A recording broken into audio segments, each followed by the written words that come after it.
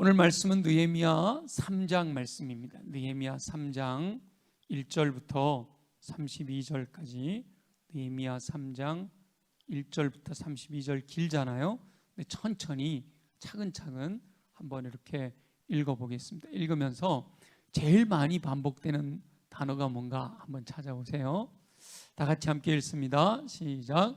그때 대제사장 엘리야십이 그의 형제 제사장들과 함께 일어나 양문을 건축하여 성별하고 문짝을 달고 또 성벽을 건축하여 한메아 망대에서부터 하나넬 망대까지 성별하였고, 그 다음은 여리고 사람들이 건축하였고, 또 그 다음은 이므리의 아들 삭굴이 건축하였으며, 어문은 하스나아의 자손들이 건축하여 그 들보를 얹고 문짝을 달고 자물쇠와 빗장을 갖추었고, 그 다음은 학고스의 손자 우리아의 아들 무레못이 중수하였고, 그 다음은 무세 사벨의 손자 베레기야의 아들 무술람이 중수하였고, 그 다음은 바아나의 아들 사독이 중수하였고, 그 다음은 드고아 사람들이 중수하였으나 그 귀족들은 그들의 주인들의 공사를 분담하지 아니하였으며, 옛문은 바세아의 아들 요야다와 부소드야의 아들 무술람이 중수하여 그 들보를 얹고 문짝을 달고 자물쇠와 빗장을 갖추었고, 그 다음은 기브온 사람 물라디아와 메로노트 사람 야돈이 강서쪽 총독의 관할에 속한 기브온 사람들 및 미스바 사람들과 더불어 중수하였고, 그 다음은 금장색 할헤야의 아들 우시엘 등이 중수하였고, 그 다음은 향품 장사 하나냐 등이 중수하되 그들이 예루살렘의 넓은 성벽까지 하였고, 그 다음은 예루살렘 지방의 절반을 다스리는 후르의 아들 르바야가 중수하였고, 그 다음은 하루마베 아들 여다야가 자기 집과 마주대한 곳을 중수하였고, 그 다음은 하삼느야의 아들 핫두스가 중수하였고, 하림의 아들 말기야와 바한 모압의 아들 핫숲이 한 부분과 화덕 망대를 중수하였고, 그 다음은 예루살렘 지방 절반을 다스리는 할로헤스의 아들 살룸과 그의 딸들이 중수하였고, 골짜기 문은 하는과 산호아 주민이 중수하여 문을 세우며 문짝을 달고 자물쇠와 빗장을 갖추고, 또 분문까지 성벽 1000규빗을 중수하였고, 분문은 베탁게렘 지방을 다스리는 레갑의 아들 말기야가 중수하여 문을 세우며 문짝을 달고 자물쇠와 빗장을 갖추었고, 샘문은 미스바 지방을 다스리는 골호세의 아들 살룬이 중수하여 문을 세우고 덮었으며, 문짝을 달고 자물쇠와 빗장을 갖추고, 또 왕의 동산 근처 셀라못가의 성벽을 중수하여 다윗성에서 내려오는 층계까지 이르렀고, 그 다음은 벳술 지방 절반을 다스리는 아스북의 아들 느헤미야가 중수하여 다윗의 묘실과 마주대한 곳에 이르고, 또 파서 만든 못을 지나 용사의 집까지 이르렀고, 그 다음은 레위 사람 바니의 아들 르훔이 중수하였고, 그 다음은 그일라 지방 절반을 다스리는 하사랴가 그 지방을 대표하여 중수하였고, 그 다음은 그들의 형제들 가운데 그일라 지방 절반을 다스리는 헤나닷의 아들 바웨가 중수하였고, 그 다음은 미스바를 다스리는 예수아의 아들 에셀이 한 부분을 중수하여 성 구비에 있는 군기고 맞은편까지 이르렀고, 그 다음은 삽배의 아들 바룩이 한 부분을 힘써 중수하여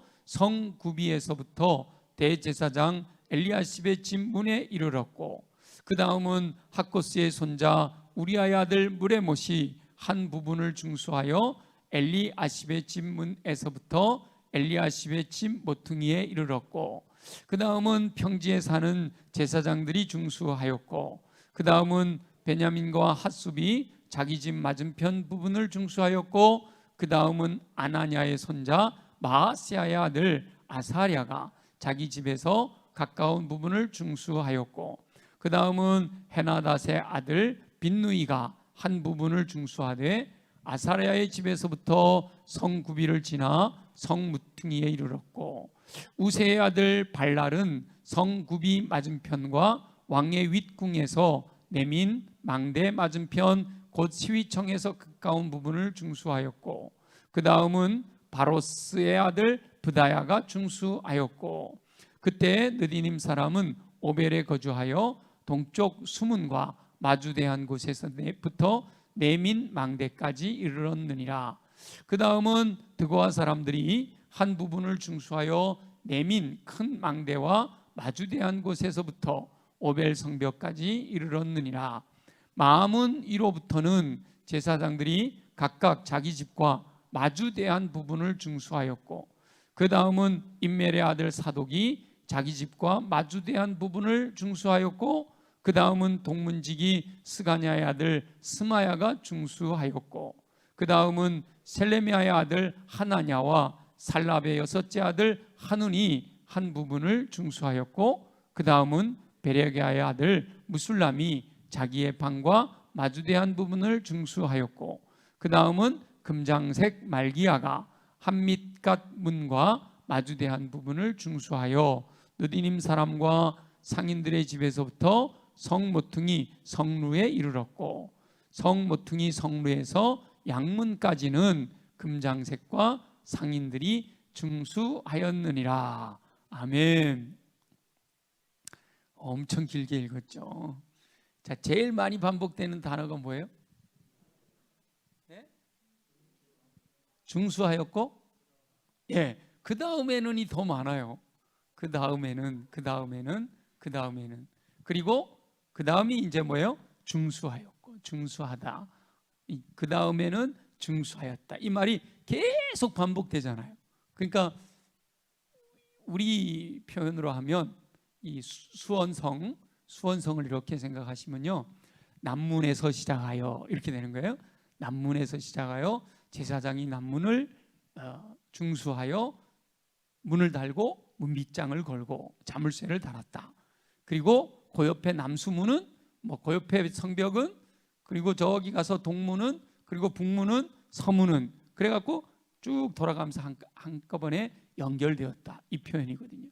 그래서 제가 오늘 여러분 주보에 보시면 1절에 그때에 이렇게 되어 있죠. 1절에 그때에, 그리고 32절 끝부분에 보면 중수하였느니라. 그래서 1절부터 32절을 처음과 끝을 묶어가지고 제목을 그때에 중수하였느니라 이렇게 제목을 잡은 겁니다.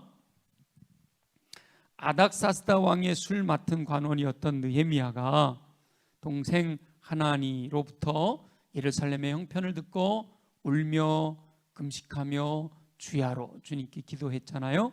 하나님께서는 그 느헤미야의 기도를 들으시고 느헤미야로 하여금 아닥사스다 왕에게 은혜를 입어 유다의 총독의 권한을 위임받아 예루살렘으로 귀환하게 하셨습니다. 예루살렘으로 돌아온 느헤미야가 먼저 백성들과의 신뢰 관계를 형성하지요. 그리고 철저하게 예루살렘 성벽 중건에 대하여 계획을 세운 다음에 백성들에게 발표하여 마음을 모아 예루살렘 성벽을 건축합니다. 그래서 느헤미야가 예루살렘으로 돌아와서 예루살렘 성을 중건하려고 할 때 이미 유브라데 강 서쪽에서 기득권을 잡고 있던 산발랏과 도비야 그리고 게셈은 느헤미야가 왕을 배반하려 한다라고 하며 예루살렘 성을 중건하는 일을 반대합니다.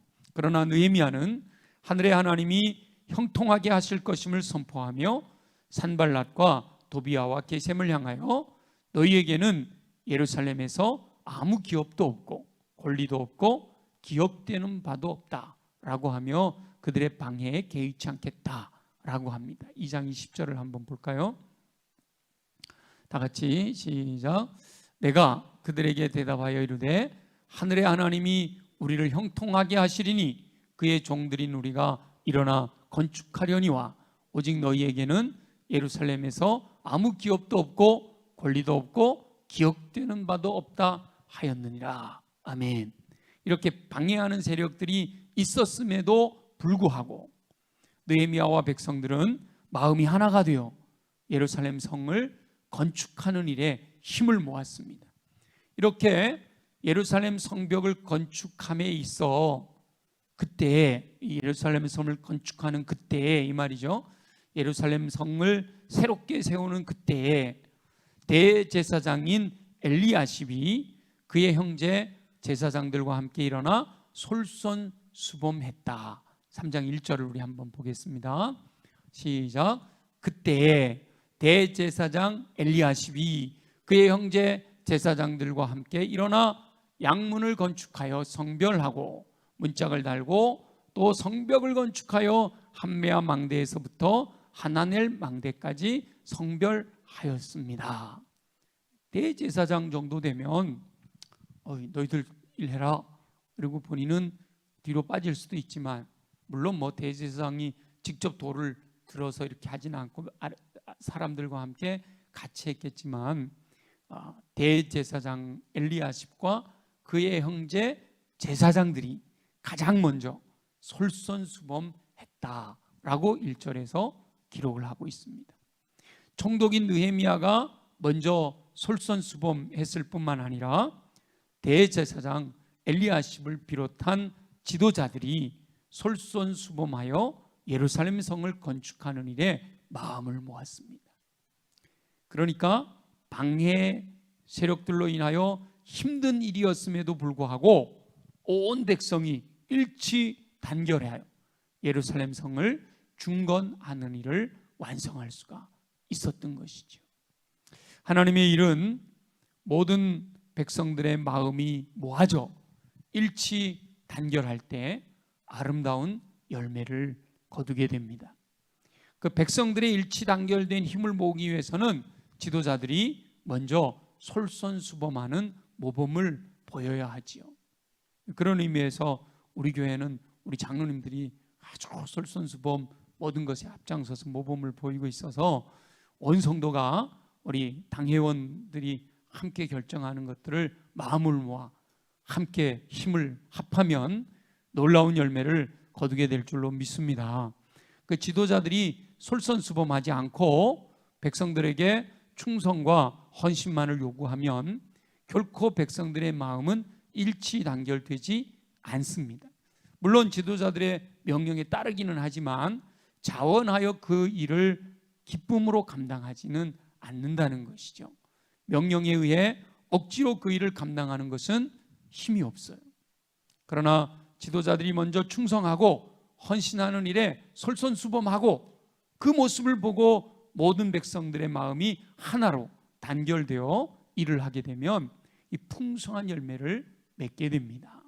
그래서 우리 장로님들이 새벽 예배도 그렇고 수요일이나 금요일이나 이렇게 예배에 먼저 솔선수범하고 또 교회 돌보는 일에도 솔선수범하고 땅 밟기에도 솔선수범하고 이렇게 하시는데, 제가 보기에는 아직 코로나 상황이라 그런지 그 앞장서서 솔선수범하는데 함께 마음을 모으지는 못하는 것 같아요.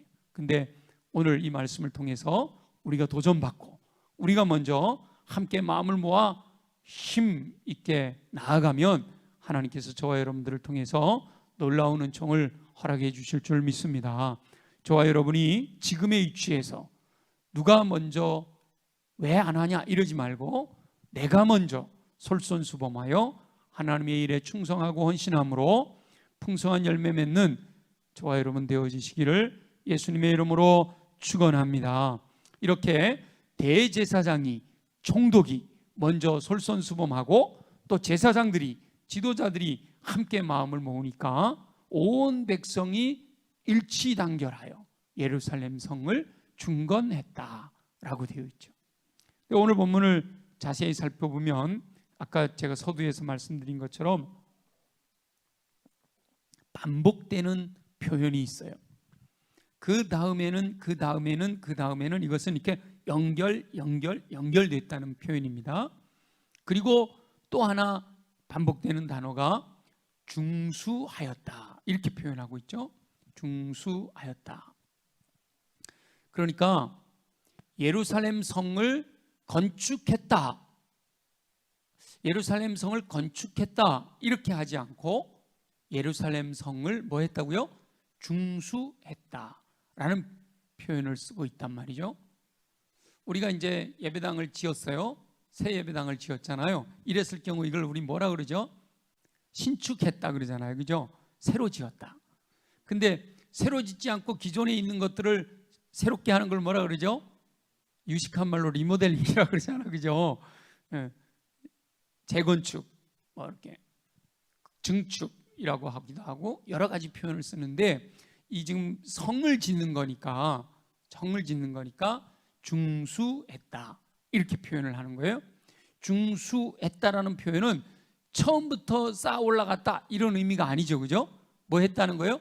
무너졌던 것을 다시 세웠다는 거예요. 무너졌던 것을 다시 세웠다는 겁니다. 처음부터 성을 만든 게 아니라 이미 다윗 때, 이미 그 열왕기 시대에 역대기 왕들이 예루살렘 성을 세워놨었잖아요. 근데 바벨론에 의해서 무너져 버렸단 말이에요. 그 다음에 힘이 없어서 다시 세우지를 못했던 것을 느헤미야가 총독으로 와서 백성들과 대제사장과 모든 백성들의 마음을 함께로 모아서 새로 지었다는 거예요. 처음 한 번 건축되었었는데 이 다윗성이니까, 예루살렘성 다윗성이니까 다윗이 기초를 놓고 세웠던 성이단 말이죠. 근데 그것이 남유다가 무너지면서 회파되어 다 쓰러져 버렸다. 근데 그것을 다시 세웠다는 거예요. 다시 세웠다. 여기서 이게 왜 중요한가 하면 느헤미야를 중심으로 온 백성들이 이렇게 마음을 모아 오늘 이 1절부터 32절까지 간단하게 읽었지만 성이 완전히 다 세워진 거단 말이죠. 근데 온 백성이 마음을 모아 이 예루살렘 성을 다시 세울 때 결과적으로 며칠 만에 세우게 되죠? 52일 만에 세운단 말이에요. 52일 만에 짧은 기간에 이 성이 뺑 돌아가면서 완전히 회복되는데 52일이 걸렸다. 이건 기적인 거죠.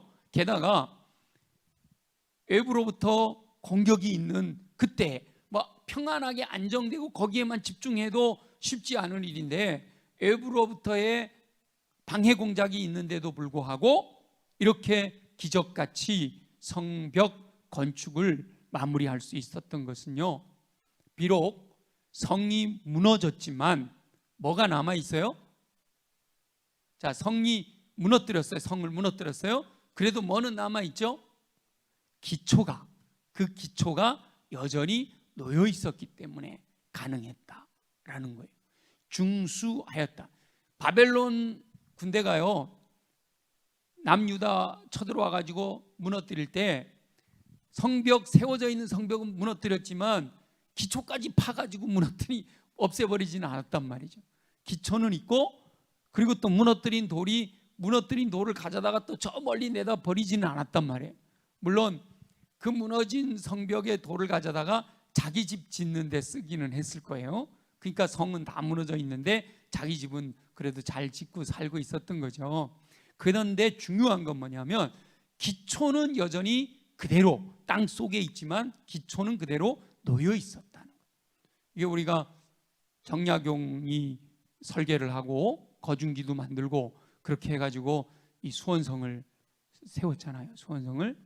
근데 이 수원성이 뭐 6.25 전쟁 때 이러면서 많이 무너졌단 말이죠. 또 동네 사람들이 그거 가져다가 자기 집 짓기도 하고 막 이러면서 다 무너졌는데 지금 유네스코에 등재되어 있는 거예요. 유네스코에 등재되어 있는 것은요, 옛날 그 모습 그대로를 완벽하게 재현시키지 않으면 유네스코에서는 등재를 안 해줘요. 옛날 방법 그대로 다시 세워야 그게 가치가 있는 거지, 새로운 방법, 현대적인 방법으로 세워놔가지고는 그게 의미가 없는 거예요. 그럼 어떻게 옛날 모습으로 이렇게 완벽하게 복원을 할 수 있었을까요? 일단 기초가 있었던 거죠. 기초가 주춧돌이 다 놓여 있는 거예요. 그리고 또 하나가 있어요. 뭘까요? 여기는 안 나오지만 여기 우리 수원성에는 또 하나가 있어요. 뭘까요? 설계도가 있었어요. 설계도가 정약용이 그려놓은 설계도가 그대로 남아 있었던 거예요. 그걸 보고 그대로 다시 재건을 한 거죠. 근데 여기는 설계도는 없어. 그러나 뭐가 놓여 있다고요? 기초가 놓여 있었기 때문에 다시 세우는 것이 가능했다라는 거예요. 전쟁으로 인해서 적군이 쳐들어와 성벽을 무너뜨리기는 했지만 그 기초마저 완전히 파서 없애지는 못했다는 거예요. 만일 성을 건축함에 있어서 기초부터 새롭게 세워야 했다면 매우 힘든 일이었을 것이고 52일 만에 다시 성벽을 재건하는 일은 사실상 어려웠을는지도 몰라요. 그 길부터 만들어야 되고, 그죠? 이렇게 우리가 집을 짓는 데 있어서도 우리 교회 지을 때도 말이죠, 이렇게 건물 올라가고 뭐 이렇게 내부 장식하고 그런 것도 중요했지만 제일 먼저 뭐부터 해야 되는 거예요? 토목공사부터 해야 되는 거잖아요. 성을 짓는 데 있어서도 산을 이렇게 깎아서 산 높이에다 지어야 되기 때문에 그 토목공사가 굉장히 어려운 거예요. 기초가 굉장히 어려운 거죠. 그래서 속히 완성하기는 어려운 일이었을 거예요. 그러나 이미 기초가 놓여 있는, 기초가 완성되어 있는 그곳에 그 위를 쌓아 올리는 일이니까, 그것도 물론 힘든 일이기는 하지만 기초부터 쌓는 것보다는 수월한 일이었다라는 거예요. 그래서 느헤미야와 백성들은 이미 놓여 있는 기초 위에다 성벽을 쌓아 올렸기 때문에 처음 쌓는 것보다는 수월하게 쌓았다라는 거죠. 그만큼 뭐가 중요하다는 거예요? 기초가 굉장히 중요하다는 거예요. 지금 우리가 코로나 시대에 이건 뭐 데이터로 나왔죠. 그래서 유은혜 교육부 장관이 이제 코로나도 어느 정도 완화되기도 하고 백신도 많이 하기도 했으니까 이 학습 능력이 이 2년 동안 코로나 때문에 우리나라 학생들의 학습 능력이 많이 떨어졌다는 거예요. 그래서 안 된다. 적어도 3분의 2 이상은 출석하도록 하자. 뭐 이렇게 이름이 나오잖아요. 공부를 아무리 인터넷으로 공부하는 거하고 선생님이 직접 가르쳐 주는 거하고는 천지 차이잖아요. 기초가 너무 떨어져 있는 거예요. 지금 걱정입니다. 2년 정도의 교육에 공백이 생겨버린 거예요. 근데 뭐 대학생들 정도 되면 그런 대로 괜찮죠. 근데 저 초등학교, 특히 초등학교 1, 2학년 아이들 이제 숫자 배우고 글자도 배워야 되는데 3학년 올라가가지고 숫자도 모르고 글자도 모르는데 계산을 어떻게 해요? 책을 어떻게 읽어요? 이런 일이 발생하는 거죠. 그만큼 기초가 중요한 거예요. 기초가 잘 돼 있으면, 기초가 든든하게 돼 있으면 그 다음부터 거기에 쌓아 올라가는 건 그렇게 어렵지가 않아요. 근데 기초가 안 돼 있으면 쌓아 올라가는 게 어려운 거예요. 스포츠나 모든 게 마찬가지입니다. 기본기가 잘 닦여 있는 사람들은요, 기본기가 잘 닦여 있는 사람들은 뭐 한 1년 운동 안 하다가 다시 하려고 해도 그 옛날 기본기가 있어서 이렇게 기술이 살아난단 말이죠. 근데 기본기 없이 그냥 되는 대로 운동하는 사람들은 세월이 지나가고 하려고 그러면 거기서 실력이 더 이상 안 늘어난단 말이에요. 기초를 한번 든든하게 세워놓으면 웬만해서는 무너지지도 않고요. 만일 위로 올라온 건축물이 무너졌더라도 그 기초 위에 다시 세우는 것은 처음 기초부터 세우는 것보다는 수월합니다. 물론 이제 요즘 현대식 건물처럼 콘크리트로 짓는 것하고는 또 다르죠. 옛날엔 돌을 쌓아서 이렇게 올리는 거니까 무너져도 다시 세우는데 어렵지 않다는 거예요. 만일 기초가 부실했다면 성이 무너질 때 그 기초도 쓸모없게 되었겠죠. 기초가 부실했다면 위에 있는 성이 무너질 때 기초도 그냥 다 흐트러져 버렸을 거란 말이죠. 이게 신앙생활을 함에 있어서도 기초가 그만큼 중요하다는 거예요. 우리 신앙생활의 기본이 뭐냐? 반석같이 든든하게 세워져야 될 이 기초가 뭐냐? 기초를 반석 위에 든든하게 세운 성도는 어떤 세파에도 흔들리지 않을 뿐만 아니라 혹 여러 가지, 지금 이게 전쟁 때문에 예루살렘 성이 무너진 거 아니에요? 이렇게 여러 가지 이유 때문에 흔들릴 때가 있을 수 있어요. 우리 신앙생활을 하는데 비바람이 몰아치고 여러 가지 환란이 오고 그러면 쓰러지고 넘어질 수 있단 말이죠. 그런데 기초가 든든하면 또다시 일어나는 일이 어렵지가 않다는 거예요. 근데 기초가 무너져 있으면, 기초가 든든하게 세워져 있지 않으면 무너지기도 쉽고 무너졌다가 다시 일어나기가 어렵다는 거예요. 근데 기초만 든든하면 여러 가지 이유 때문에, 여러 가지 상황, 환경 때문에 쓰러질 수도 있고 무너질 수도 있지만 다시 세우는 것이 어렵지 않다는 거예요. 기초가 든든하지 않으면 조금만 세파가 몰아쳐도 무너지고 또다시 일으켜 세우는 일도 수월하지가 않단 말이죠. 그렇다면 믿음 생활에 있어서 반석과 같은 기초는 뭘까요? 예수 그리스도예요. 우리들의 신앙의 기초는 예수 그리스도예요. 예수 그리스도의 반석 위에 우리의 믿음의 삶을 건축해야 이 기초가 든든해서 높이 세울 수도 있고 튼튼하게 세울 수도 있는데, 그러다가 어느 순간 우리의 연약함 때문에 넘어질 수도 있지만 기초만 든든하면 또다시 세우는 것은 처음부터 기초 없는 사람이 세워 올리는 것보다는 수월하단 말이죠. 그래서 예수 그리스도를 믿는 진정한 믿음의 고백이 반석과 같은 든든한 기초가 되는 거예요. 만일 어떤 사람이 건강을 위하여 신앙생활을 한다, 그런 분들 있잖아요. 나 너무 몸이 아파, 예수 믿으면 병이 낫는데 그것 때문에 신앙생활을 한다. 이건 기초가 부실한 거죠. 예수 믿으면 복 받는데 물질의 풍요를 위해서 예수를 믿었다. 그것도 기초가 부실한 거예요. 명예를 얻으려는 목적으로 야, 교회 가면 표 몇 개 되지? 그러면 내가 이번에 선거 나갈 텐데 큰 교회로 가야겠다. 이런 어떤 명예를 얻으려는 목적으로 신앙생활을 시작했다면 그것은 기초가 부실한 거예요. 친구 따라왔다든지 엄마 아빠가 강요하니까 왔다든지 이게 다 지금 부실한 기초 위에 신앙생활을 하고 있는 사람들이잖아요. 여러 가지 이유가. 예수 그리스도가 진정으로 나의 주, 나의 왕, 나의 하나님, 예수님이 내가 죄인이었는데 나를 대신해 십자가에서 죽으신 그 예수 보혈의 은총, 그 십자가의 크신 사랑, 그것이 분명하게 믿어져서 예수님을 향하여 나의 주, 나의 왕, 나의 하나님이라고 믿음으로 고백하는 그 믿음, 그 기초. 태초에 하나님이 천지를 창조하시니라. 하나님이 천지의 창조주이시다.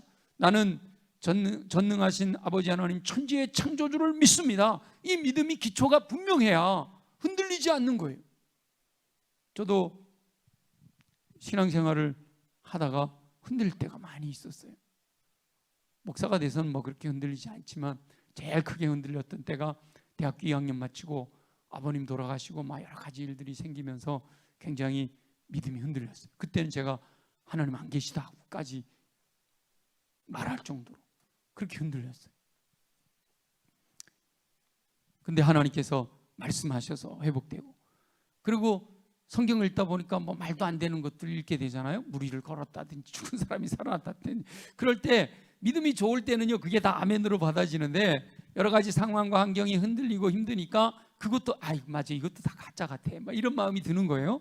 근데 항상 근데 우주 만물을 창조하신 하나님이시라면 무리를 걷는 게 뭐가 어려워, 죽은 사람 살리는 게 뭐가 어려워, 이렇게 천지를 창조하신 하나님에 대한 믿음이 기초가 든든하니까 이렇게 세워 올라가다가 무너져도 다시 세울 수가 있게 되더란 말이죠. 예수 그리스도에 대한 기초가 분명하니까 나를 위해 죽으신 예수 그리스도 그 사랑만 생각하면 내가 건강을 잃어버려도, 물질이 하나도 없어도, 내가 명예롭지 못해도, 내가 살아가는 삶에 이 땅에서 필요한 많은 것들이 없어질지라도 그 기초가 든든하니까 다시 세워지더란 말이죠. 모래 위에 집을 지으려는 것처럼 기초가 부실한 것은요, 어리석은 시도입니다. 제대로 세워지지도 않을 뿐만 아니라 세워졌더라도 금방 무너지고, 한 번 무너지면 다시 세우는 것은 너무도 어렵습니다. 그래서 어떤 분들은 그래요. 이 코로나19 바이러스 상황이 알곡과 쭉정이를 나누는 기회가 되는 것 같다고. 이 어려운 이 팬데믹이 지나고 나면 진짜 알곡들은 남아있을 것이고, 이런 부실한 기초, 예수 그리스도가 진짜 나의 주, 나의 왕, 나의 하나님이 아니고 그냥 이것 때문에 저것 때문에 여러 가지 부실한 기초 위에 신앙생활을 하려고 했던 사람들은 다 무너져 버려서 다시 회복되기가 쉽지 않을 거라는 거죠. 근데 제가 감사하게도 우리 부교육자들과 함께 우리 교회 성도들을 하나하나 이렇게 체크해 보면 그래도 기초가 완전히 사라져서 팬데믹이 끝나면 완전히 하나님으로부터 멀어질 사람들은 안 보이는 것 같아요. 지금 코로나 상황 때문에 출석은 못하고 있지만 믿음은 떨어지지 않는 것 같아서 다행이다 그렇게 생각하고, 그래도 이게 또 너무 길어지면 어쩔 줄 몰라서 우리가 계속 기도해야 되는 거고 계속 또 관계를 가져줘야 되는 거죠. 저와 여러분은 기초를 튼튼히 할 수 있게 되기를 예수님의 이름으로 축원합니다. 기초를 든든히 해놓으면 혹 무너지더라도 언제라도 다시 세울 수가 있는 거예요. 예루살렘 성이 무너졌지만 느헤미야가 와서 세우려고 하니까 기초가 있으니까 그 위로 돌을 쌓으면 되잖아요. 신앙생활에 있어서 예수님께서 자기 인생의 주님이라는 사실은 아무리 강조해도 지나치지 않는 신앙생활의 든든한 기초입니다. 그래서 우리가 사실은 제가 요즘은 뭐 그런 표현을 잘 안 합니다만, 왜냐하면 계속 반복하니까 또 지겹잖아요. 근데 여러분 오래전에 들었던 기억나시죠? 아침에 일어날 때마다 뭐 하면서 일어나라고 그랬죠? 제일 짧은 거 다 잊어버렸잖아요. 근데 또 얘기하면 다 기억나. 그래갖고 목사님 또 한다 그러죠. 그죠? 예수님은 나의 주인이십니다. 기억나시죠? 눈 뜨고 일어나면서 예수님은 나의 주인이십니다. 눈 뜨고 일어나면서 예수님은 나의 주인이십니다. 이게 기초단 말이에요. 기초. 그 다음에 이제 예수님이 나의 주인이시니까 매일매일 오늘은 좋은 날, 기쁜 날, 행복한 날, 다 잊어버렸어요. 내 인생 최고의 날입니다. 이렇게까지 고백할 수 있으면 너무 좋겠다. 그래서 요즘 제가 우리 장로님들 부부 카톡방을 만들어 놓고 아침마다 메시지 보내면서 제일 먼저 하는 말이 뭐예요? 오늘은 좋은 날이다. 길게 인생 최고의 날까지 해야 되는데 그럼 계속 반복하면 복잡하니까 한마디로 그냥 역시 좋은 날이고 매우 좋은 날이고 그럼에도 좋은 날이고 6월 1일이니까 좋은 날이고 월요일이니까 좋은 날이고 금요일이니까 좋은 날이고 모든 날이 좋은 날입니다. 좋은 날. 아멘입니까? 이게 믿음의 고백인 거예요. 믿음의 고백. 좋지 않을 수도 있잖아요. 그럼에도 불구하고 믿음의 고백. 마찬가지로 매일매일 예수님이 나의 주인이십니다. 예수님이 나의 왕이십니다. 예수님이 나의 하나님이십니다. 이 믿음의 고백이 입술로만이 아니라 진정으로 이렇게 고백되어지는 그 믿음의 삶을 사는 것이 기초를 든든히 하는 거다라는 거예요. 믿음의 기초를 든든히 함으로 언제라도 그 기초 위에 든든한 신앙의 삶을 세우시기를 예수님의 이름으로 축원합니다. 반복하여 중수하였고 중수하였고 중수하였고 중수했다는 말 속에 이런 진리가 담겨 있는 거예요. 기초가 든든히 있었기 때문에 거기에 중수하는 것이 가능했다라는 거죠. 예루살렘 성을 그리고 예루살렘 성을 중수한 인물들에 대한 기록을 볼 때 제사장들과 지도자들 대부분 보면 어디를 다스리는 누구, 어디 반을 다스리는 누구 이렇게 지도자들과 제사장들에 대한 이야기가 나오는데 특별히 기록되어 있는 인물들이 있어요. 특별한 인물들이 있는데 자 우리 5절을 한번 볼까요? 다 같이 5절 시작. 그 다음은 드고아 사람들이 중수하였으나 그 귀족들은 그들의 주인들의 공사를 분담하지 않아요. 귀족임에도 불구하고 중수하는 데에 자기가 분담하지 않았다. 자기 목을 매지 않았다 이 말이에요. 그러니까 그만큼 거기에 가담하여 열심을 내지 않았는데 불구하고 8절에 보면요. 8절에 다 같이 시작. 그 다음은 금장색 할헤야의 아들 우시엘 등이 중수하였고 그 다음은 향품 장사 하나냐 등이 중수하되 그들이 예루살렘의 넓은 성벽까지 하였고 이렇게 기록이 되어 있고요. 32절에도 보면 32절 한번 봅니다. 다 같이 시작. 성 모퉁이 성루에서 양문까지는 금장색과 상인들이 중수하였느니라. 자 여기서 8절과 32절에 지도자들과 제사장들과 이렇게 지도자급이 아닌 사람들에 대한 언급이 있어요. 누굴까요? 어떤 사람들일까요? 자 8절에 보니까 금장색이라고 되어 있어요. 금장색 할헤야의 아들 우시엘. 그리고 그 다음에는요 향품 장사 하나냐. 그리고 32절에도 보니까 금장색과 누가 상인들이 중수하였다 이렇게 기록이 되어 있죠. 자 우리나라 조선시대 때 여기서 금장색 그 다음에 상인들 이런 사람들은 우리나라 조선시대로 보면 어떤 사람들이에요? 손재주 있어가지고 뭐 만드는 사람들이 금장색이잖아요. 금으로 뭔가를 만들어내는 사람. 그 다음에 우리나라 조선시대만 해도 상인들은 양반과 저기 노비 천민 사이에 뭐죠? 중린이라고 해갖고 상인들은 계급이 낮았잖아요, 그죠?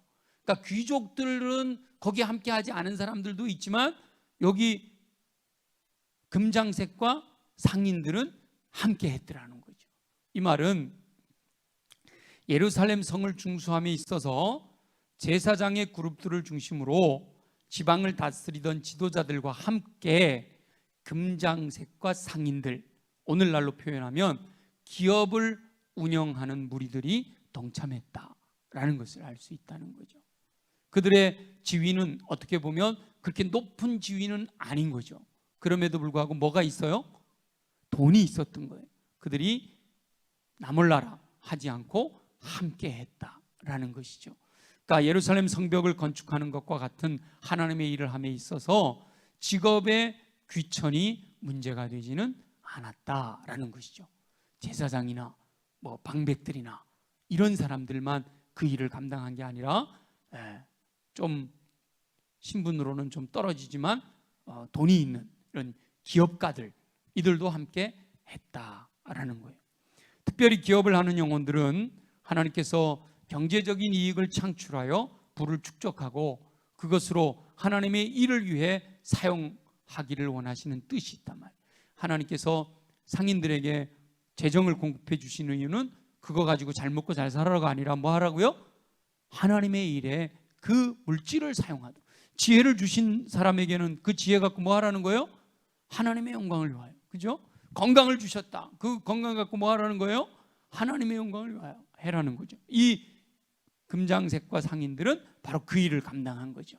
하나님께서는 각자 하나님께서 허락하신 달란트를 사용해서 충성함으로 자신에게 맡겨진 사명을 잘 감당해야 한다라는 사실을 말씀하고 있는 거예요. 대제사장은 대제사장대로, 제사장은 제사장대로, 지방의 방백들은 방백대로, 그리고 금장색은 금장색대로, 상인들은 상인대로, 향품 장사꾼들은 장사꾼들대로 하나님이 주신 달란트를 따라 내게 맡겨진 사명, 그 사명을 가지고 하나님의 일을 함께 하는데 연합해야 한다, 이렇게 말씀하신다는 거예요. 하나님께서는 각 사람들에게 각각 다른 달란트를 허락하십니다. 성도들은 하나님께서 자신에게 허락하신 이 달란트가 무엇인가를 잘 살펴서 허락하신 달란트를 잘 활용해야 하는 거예요. 참 이게 쉽지 않아요. 하나님 중심으로, 모든 성도가 하나님 중심으로 살면 각자의 달란트를 내어놓고 하나님의 몸인 그리스도의 몸을 어떻게 건강하게 세울 건가, 나를 희생하고 이렇게 할 수가 있는데, 이 21세기를 살아가는 많은 사람들이요, 너무도 이기적이거든요. 예수 믿는 사람들조차도 굉장히 이기적이에요. 의도적으로 내가 나의 유익을 추구하는 이기적인 사람들도 있어요, 예수 믿는 사람들 중에도. 그러나 그렇게 뭐 의도적으로 내 유익만 챙기려고 이렇게 하지는 않지만 내가 손해보지 않으려고 하는 것도 이기적인 거거든요. 주의 일을 함에 있어 나는 손해보고 싶지 않은, 내 시간 손해보고 싶지 않고 내 물질 손해보고 싶지 않고 이렇게 그냥 적당히 하면서 유익만 얻으려고 하는 것, 그것도 굉장히 이기적인 마음이에요. 그걸 내려놔야 내 시간 희생하고 내 물질 희생하고 내게 주어진 달란트를 하나님께 내어놔야 공동체가 건강해지는 거거든요. 근데 그런 의미에서 우리 교회는 그래도 건강한 교회에 속하는 거죠. 한국 교회 많은 교회들이 있지만 그중에 우리 교회는 93년이라는 역사를 이렇게 하나님께서 허락하신 것은 그나마 건강한 거예요. 근데 이제 그 건강하게 이어져온 93년의 역사를 우리가 앞으로 100주년을 바라보면서 또 200주년까지 물려주기 위해서는 뭐 해야 돼요? 그 전통을 그대로 이어가야 돼요. 우리 선배들이 했던 희생하고 이기적인 것이 아니라 다른 사람을 위해서, 더 나아가서 교회를 위해서, 더 궁극적으로는 하나님의 영광을 위해서 뭐든지 내 생각들을 내려놓고 나의 유익한 것들을 내려놓고 하나님이 기뻐하시는 것, 교회의 유익한 것들을 위해서 나를 희생할 수 있어야 진짜 하나님이 기뻐하시는 공동체를 이루어가는 거죠. 바로 이 대제사장과 제사장, 그다음에 지방의 방백들, 그리고 이 금장색과 상인들이 자기 달란트를 가지고 자기에게 주어진 일들을 최선을 다해 충성했다라는 거예요. 자신에게 주어진 달란트에 충실하지 않고 엉뚱한 것을 추구하게 되면 풍성한 열매를 맺지 못하게 됩니다. 제사장은 제사장으로서, 백성의 지도자들은 지도자로서, 상인들은 상인으로서 하나님께서 맡기신 달란트를 가지고 충성하며 헌신하게 될 때 하나님께서 영광을 받으실 줄로 믿습니다. 저와 여러분은 주어진 달란트를 잘 발견하고 그 달란트를 따라 충성하고 헌신함으로 풍성한 열매로 하나님께 영광 돌려드릴 수 있게 되기를 예수님의 이름으로 축원합니다. 제가 중수하였더라 단어 하나 하고 여기 상인들이 함께 했더라, 이것만 이 32절 가운데서 봤지만 이 말씀 속에는요, 우리가 알지 못하는, 지금 우리가 발견해내지 못하는 얼마나 많은 사연들이 담겨 있겠어요. 우리 수원 화성을 하나 건축하는데도 얼마나 많은 이야기들이 담겨 있어요, 그죠? 그러니까 이 수많은 이야기들이 담겨 있다. 그것이 모아지고 모아져서 결국은 하나님의 뜻을 이루는 것이죠. 교회는 그리스도의 몸이라고 했습니다. 각 지체가 연합하여 몸을 형성하는 거예요. 각 지체가 자기 역할을 제대로 감당할 때에 건강한 몸이 되는 것이죠. 고린도전서에 너희는 그리스도의 몸이라, 예수 그리스도가 머리고 우리는 몸으로서 각 지체를 형성하고 있다 그랬잖아요. 그래서 자기 역할만 하면 된다. 자기 몸 안에서 내 역할만 하면 된다. 여러분, 제가 언젠가 한번 유머해드렸던 거 기억나시나요? 어떤 왕이 공주가 아파서 모든 의사들이 와서 보더니 살아있는 사자의 젖을 먹어야 그래야 살아납니다 그랬단 말이죠. 그러니까 이제 어떻게 야생에 살아있는 사자에게 가서 젖을 짜오겠어요. 그래가지고 전국에다 공포를 한 거예요. 네. 살아있는 사자의 젖을 가져오는 자는 부마로 삼으리라, 이렇게. 근데 저기 시골에 있는 떡거머리 총각이 사자의 젖을 구하러 가는 거예요. 사자의 젖을 구했어. 이야기니까. 사자의 젖을 구해갖고 돌아오는데 돌아오다가 문제가 생긴 거예요. 눈이 말이죠, 눈이. 야, 내가 사자를 발견했으니까 이 젖을 구했으니 내가 최고의 공로자예요. 발이 그러는 거야. 야, 아무리 눈으로 뭐하냐, 내가 뛰어갔으니까 그래도 사자의 젖을 구해온 거지. 그러니까 또 손이 있다가 무슨 소리야, 내가 손으로 짰으니까 사자의 젖을 구한 거지. 다 말이 맞잖아요, 그죠? 근데 이 모든 지체들이 다 하다 보니 아무것도 못하고 있는 게 하나가 있어요.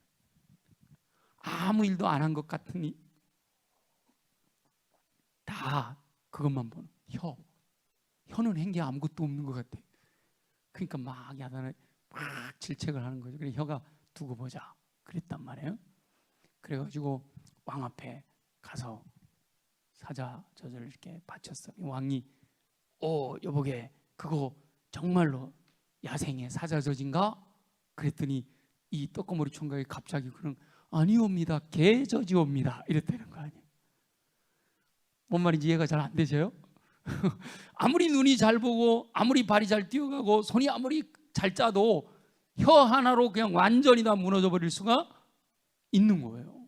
그러니까 그리스도의 몸의 각 지체는 자기에게 주어진 지체로서의 역할이 있는데 그 역할을 제대로 감당하면 되는 거예요. 근데 남을 탓하고 서로를 불평하고 그러다 보면 이 진짜 건강한 몸을 이루어야 될 그 본분을 놓쳐버리게 되는 거죠. 그래서 내가 손이면 손으로, 발이면 발로 다른 지체를 탓할 필요가 없단 말이에요. 자신에게 맡겨진 사명에 충성하면 된다. 손은 손으로서, 발은 발로서, 또 입은 입으로서, 내가 눈은 눈으로, 코와 귀 다 내 역할만 충성스럽게 하면 돼요. 중요한 건 뭐예요? 내 역할이 뭔가, 이게 중요한 거죠. 그걸 분명하게 발견해서 그 역할에 충성하면 돼요. 자기에게 주어진 성벽의 부분만 중수하면 전체적으로 완성됩니다. 그래서 여러분 자세하게 읽어보면요, 자기 집 앞에 무너진 데를 세워요. 자기 집 앞에 무너진 곳을 세웠다라는 표현이 여러 번 나와요. 그러니까 또 대제사장이면 다른 사람보다는 경제적으로 여유했잖아요. 그러니까 좀 더 많이 세우는 거예요. 내게, 야, 너는 1m만 세우는데 나한테는 왜 100m를 하라고 그래? 그게 아니에요. 하나님이 내게 주신 만큼 요구하시는 거거든요. 내게 많이 주셨으면 많은 것을 요구하시는 거죠. 근데 다른 사람은 적게 하는데 왜 나는 많이 하냐? 그렇게 하는 것은 주님이 기뻐하시는 뜻이 아니라는 거죠. 내게 맡겨진 사명에 충성을 다하면 되는 거예요. 자기에게 주어진 성벽의 부분만 중수하면, 내가 내 역할만 하면 그 다음에는 뭐예요? 다른 사람이 이어가는 거예요. 또 그 다음에는 뭐예요? 다른 사람이 이어가는 거예요. 이게 그 다음에는 이라는 단어가 그래서 중요한 거죠. 나는 내 역할만 하면 돼요. 그 다음에 오른쪽으로는 또 누군가가 하는 거예요. 그 다음에 왼쪽으로는 또 누군가가 하는 거예요. 나는 내 역할만 하면 되는데 내 건 안 하고, 야 너 왜 그거 제대로 안 해? 나는 돌을 쌓아야 되는데 돌 쌓을 생각 안 하고, 아이 그 문에 나무를 그 나무 써가지고 되겠어? 자물쇠를 좀 큰 거 해야지. 그러니까 작은 거 이러고 있으면 안 된다. 내가 해야 될 일을 내가 최선을 다해서 충성을 하면 전체적으로 완성이 되는 거예요. 그래서 전체적으로 예루살렘 성 전체를 보면, 오 저게 가능할까? 어렵다고 생각이 되지만, 내 앞에 있는 부분, 아니 내가 다른 거 이 예루살렘 성 전체를 세우는 건 나 못해. 그러나 내 집 앞에 있는 요 정도야 못 세우겠어? 내 앞에 있는 부분만 생각하면 할만하단 말이죠.